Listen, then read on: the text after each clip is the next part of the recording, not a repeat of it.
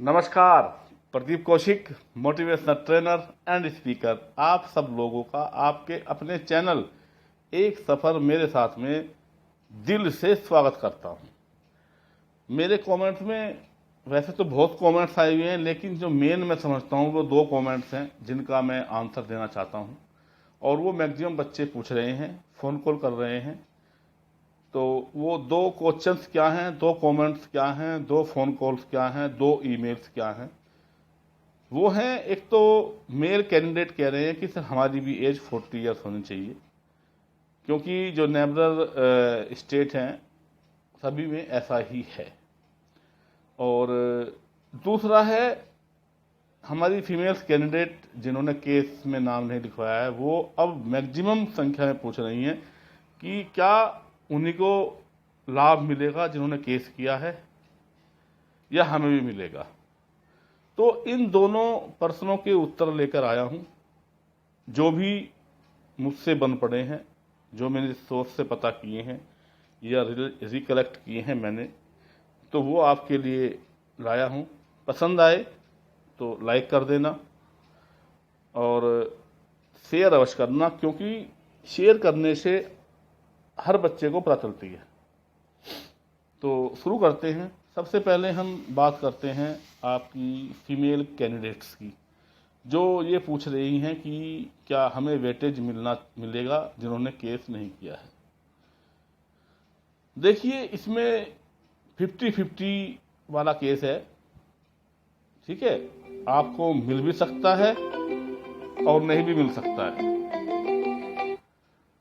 आपको मिल सकता है और नहीं भी मिल सकता है।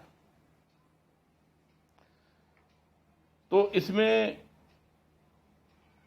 हम ज़्यादा कुछ नहीं बोल सकते। ये डिपेंड करता है कोर्ट पर कि कोर्ट का जजमेंट क्या आता है और जो जूरी है वो कैसी है।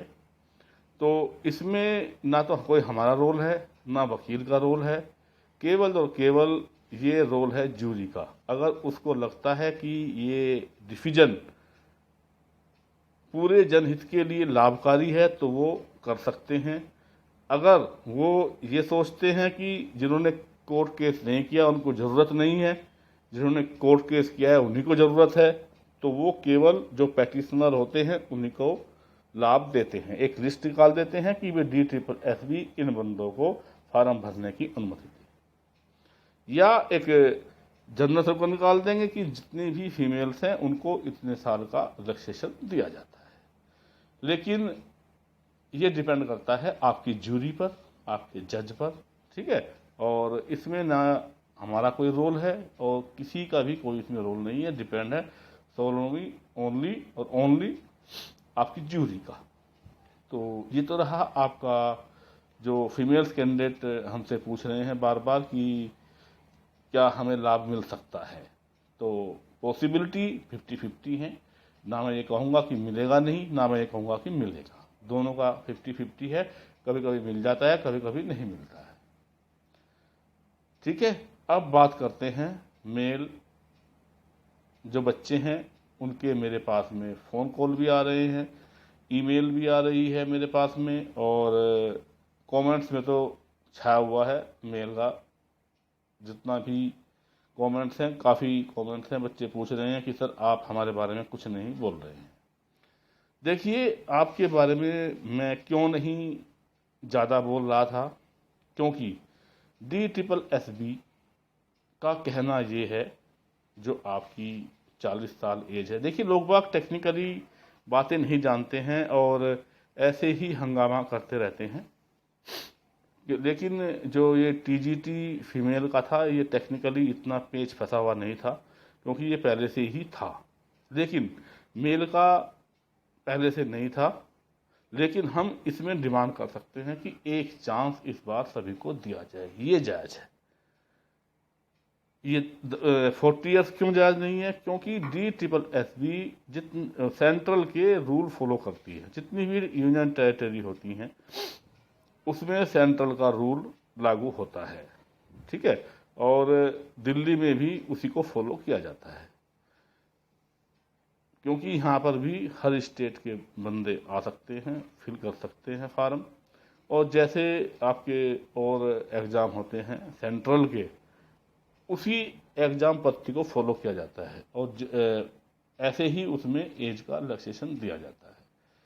ये फीमेल की तो उन्होंने बड़ी अच्छी की हुई थी 10 साल की, तो इसीलिए इस पॉइंट पर हम लड़ने के तैयार हो गए। लेकिन अब केवल मेल के लिए हमें ये लड़ना है कि हमें इस एग्ज़ाम के लिए एक चांस मिलना चाहिए। और इसके लिए जो बंदे कमेंट्स कर रहे हैं या फ़ोन कर रहे हैं, उनको एक शक्तिशाली 1 या 2 ग्रुप बनाने होंगे जिसमें 500-600 बंदे हों हर ग्रुप में, और सभी काम करने के इच्छुक हों, ललायत हों, क्योंकि बिना करे कुछ नहीं मिलता है इस दुनिया में।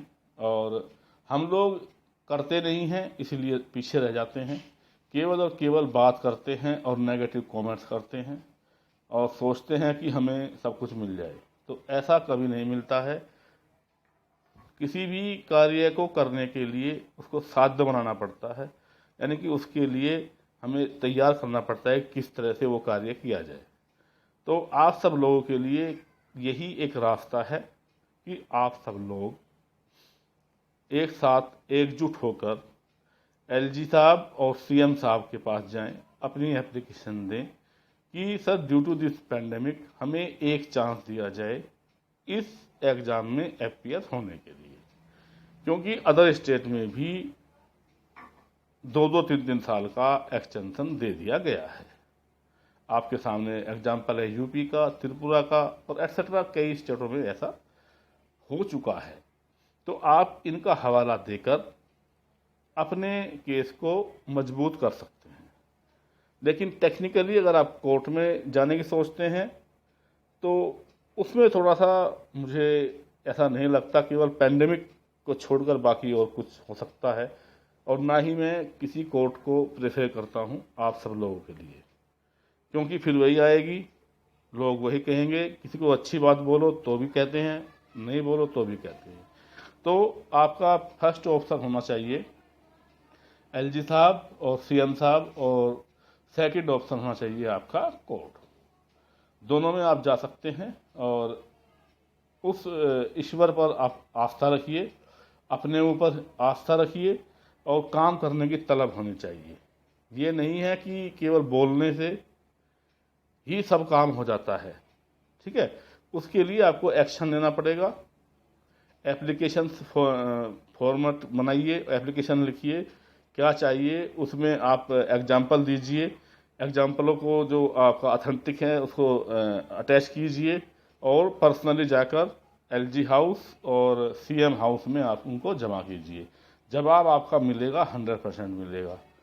और हो सकता है तो वहाँ जाकर अपना प्रोटेस्ट भी कीजिए, काफ़ी मात्रा में वहाँ पर जाकर।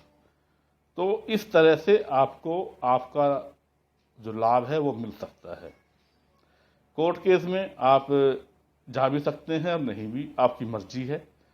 अगर आपको जाना है तो आप किसी भी वकील को आप कर सकते हैं जो क्वालिफाइड वकील है, जो इस कार्य को देखता है। हम किसी की रिकमेंडेशन नहीं देते हैं, ठीक है। और अगर बात है किसी अच्छे वकील की, तो सब जानते हैं कौन अच्छा वकील है। आप जाइए हाई कोर्ट में या कैट कोर्ट में, वहाँ आपको पता चल जाएगा कि कौन अच्छा है कौन बुरा है, ठीक है। We are not giving any recommendation, तो आप सब लोगों के ऊपर डिपेंड करता है। हाँ, अगर आप बोलते हैं कि सर ये कैसा बंदा है, ये कैसा है, तब हम बोल सकते हैं कि हाँ ये कैसा है या पता नहीं है, वो हम तब बोल सकते हैं।